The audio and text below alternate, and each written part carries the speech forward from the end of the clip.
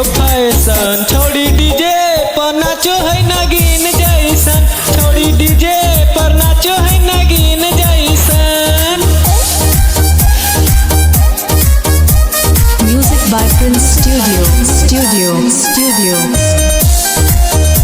नागिन जैसन, नागिन जैसन। हमारा जवानी छोड़ा हो कोई दल दल, फंस जमी कारा में जो तू संभल, निकल नहीं पाई बेटा।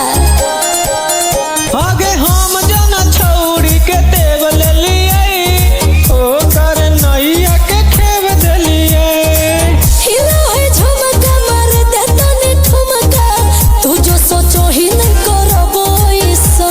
अरे आजकल चलो एकेगो फैशन। छोड़ी डीजे पे नाचो है नागिन जैसन, छोड़ी डीजे पे नाचो है नागिन जैसन, नागिन जैसन, नागिन जैसन,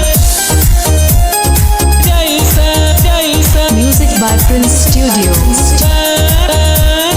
भीरी नहीं सटे छोड़ा दूर से कूद, बोले पर तो नहीं हम मजा देबो खुद।